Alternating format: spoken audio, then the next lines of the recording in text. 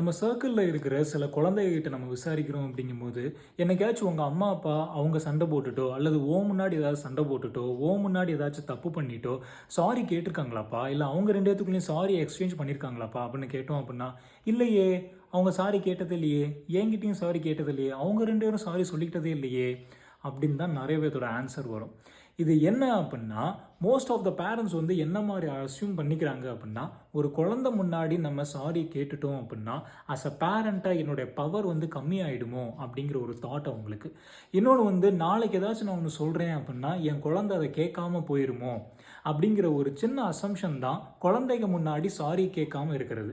ஆக்சுவலாக ஸ்பீக்கிங் சண்டை போட்டுட்டாங்க அப்படின்னா, ஒரு அம்மாவோ அப்பாவோ சண்டை போட்டுட்டாங்க அப்படின்னா, பின்னாடி வந்து குழந்தைக்கு தெரியாமல் மன்னிப்பு கேட்டிருந்திருப்பாங்க மேபி. ஆனால் குழந்தை முன்னாடி கேட்கறது அப்படிங்கிறது மிகப்பெரிய ஒரு தயக்கம் அப்படிங்கிற மாதிரியே ஒரு இருந்திருக்குது. இது எந்த லெவலுக்கு போய் லீட் ஆகும் அப்படின்னா, நாளை முன்னே அந்த குழந்தை அல்லது ஒரு மேரேஜ் ஆகி போயிருக்காங்க அப்படிங்கும் போது மோஸ்ட் ஆஃப் த ஸ்பௌஸில் பார்த்தீங்க அப்படின்னா, இப்போ என்ன உனக்கு சாரி கேட்கணும் அவ்வளோதானே, சாரி போ, எப்பா இப்போ என்ன சாரி கேட்கணும் அவ்வளோதானப்பா, சாரிப்பா இனிமேல் பண்ணவே மாட்டேன்ப்பா இப்படின்னு நம்ம தப்பு பண்ணும்போது என்னமோ அடுத்தவங்க தப்பு பண்ணிட்டாங்க அப்படிங்கிற மாதிரி கடனுக்கேன்னு சாரி கேட்குறாங்க, கடனுக்கேன்னு சாரி சொல்லணும் அப்படிங்கிற அந்த ஒரு டோன்லேயே தான் போய் முடியும். இது எங்கே தவிர்க்கணும், எங்கேருந்து ஸ்டார்ட் ஆகணும் அப்படின்னா, குழந்தைங்க முன்னாடியிலேருந்து ஸ்டார்ட் ஆனால் மட்டும்தான் அந்த அப்பாலஜி அப்படிங்கிற ஒரு விஷயம் ஒரு ஹேபிட்டாக மாறுறதுக்கு உண்டான வாய்ப்புகள் நிறைய இருக்குது அப்படின்ட்டு மிஷல் எல்மேன் அப்படிங்கிறவங்க தன்னோட புக்கில் சொல்லியிருக்காங்க. இந்த அப்பாலஜி வந்து ஒரு குழந்தை முன்னாடி நம்ம சொல்கிறோம் அப்படிங்கும்போது அந்த குழந்தை இது மூலயமா 2 விஷயங்கள் கற்றுக்கிறதுக்கு வாய்ப்பு இருக்குது.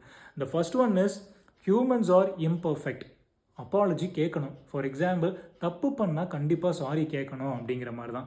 இந்த நிறைய விஷயங்கள் பார்த்தீங்க அப்படின்னா, ஒரு சின்ன ஒரு ஸ்கூல்லேருந்து ஆரம்பித்ததுலேருந்து பெரிய அடல்ட் வரைக்கும் பார்த்தீங்க அப்படின்னா, அந்த ஹேபிட் அப்படியே வளர ஆரம்பிக்கும். தப்பு பண்ணால் சாரி கேட்கணும், அதனால் நம்மளே போய் வாண்டடாக போய் சாரி கேட்டணும் அப்படின்ட்டு வாலண்டியரிங்காக போய் சாரி கேட்குற ஒரு விஷயம் அப்படிங்கிற ஒரு லெசன் இருக்குது.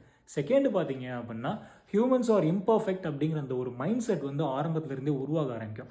இப்போ நான் தான் ஒரு குழந்தை இருக்காங்க, என் முன்னாடி என்னோட அம்மா அப்பா வந்து தப்பு பண்ணி சாரி கேட்டுட்டாங்க அப்படிங்கும்போது, அவங்களே இப்போ தப்பு பண்ணி சாரி கேட்குறாங்க அப்படிங்கும்போது, நாளைக்கு நம்மளுடைய லவ்வபிள் ஒன்ஸோ நம்ம பெரியவனாகி கல்யாணம் அந்த மாதிரிலாம் ஆகும்போது அடுத்த ஒரு பர்சன் வந்து அவங்களுடைய இம்பர்ஃபெக்ஷனை அக்செப்ட் பண்ணணும் அப்படிங்கிறது ஒரு மென்டாலிட்டி நம்மளுக்குள்ளே வரும்.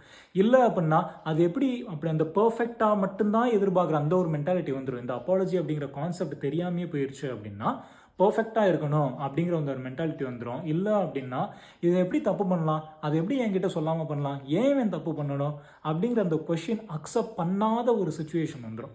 இதே இது அந்த அப்பாலஜி அப்படிங்கிற அந்த ஹேபிட் உங்களுக்குள்ளே நல்லபடியாக உருவாயிருச்சு அப்படிங்கும் போது, இப்போ என்ன நீ தப்பு பண்ணிட்ட, நானும் தப்பு பண்ணியிருக்கேன், யார் தான் தப்பு பண்ணாமல் இருக்கா, இனிமேல் அதை தப்பு பண்ணாமல் நம்ம பார்த்துக்குவோமே, விடுவா பார்த்துக்கலாம், don't feel bad about it அப்படிங்கிற அந்த ஒரு அப்பாலஜியை வந்து அக்செப்ட் பண்ணுறது, இம்பர்ஃபெக்ஷனை அக்செப்ட் பண்ணுறது, அந்த பர்சனாகவே அக்செப்ட் பண்ணுற ஒரு ஃபீல் வந்து மைண்ட் செட் வந்து இந்த குழந்தையிலிருந்து ஆரம்பத்தில் அந்த அடல்ட் வரைக்கும் இந்த ஹேபிட் வந்து உருவாயிரும் அப்படிங்கிறாங்க.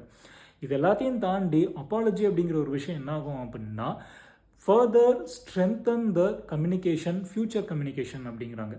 நாளே முன்னே நம்ம ஏதாச்சும் ஒரு ஆக்ஷன் பண்ணுறோமோ அல்லது அந்த ஒரு மொமெண்ட் திருப்பியும் ரெப்படிஷனாக வர மாதிரி இருக்குது அப்படின்னா, நம்ம கான்ஷியஸாக திங்க் பண்ண ஆரம்பிச்சிருவோம். ஐயோ லாஸ்ட் டைம் அதை தப்பு பண்ணோம், இந்த தடவை அதை தப்பு பண்ணிடக்கூடாது அப்படின்ட்டு கான்ஷியஸாக கொஞ்சம் சூதானமாக அந்த வேலையவோ அந்த மொமெண்ட்டமோ அப்படியே நம்ம பண்ண ஆரம்பிப்போம் அப்படிங்கிறாங்க, அந்த ஒர்க்கவோ பண்ண ஆரம்பிப்போம் அப்படிங்கிறாங்க. ஸோ இதனாலேயா என்ன ஆகும் அப்படின்னா, தப்பு பண்ணுறது அப்படிங்கிறது ஆட்டோமேட்டிக்காக கம்மியாகுது. அப்பாலஜி அப்படிங்கிற அந்த ஒரு ஹேபிட்னால ஒரு பர்சனாகவே அக்செப்ட் பண்ணுறதுக்கான வாய்ப்புகள் நிறையா இருக்குது அப்படிங்கிறாங்க. So apology is not a weakness, apology is a strength. மறக்க தெரிஞ்சவனுக்கு மன்னிப்பு கேட்க தெரியணும், மன்னிக்க தெரிஞ்சவனுக்கு மறக்கவும் தெரியணும் இல்லையா?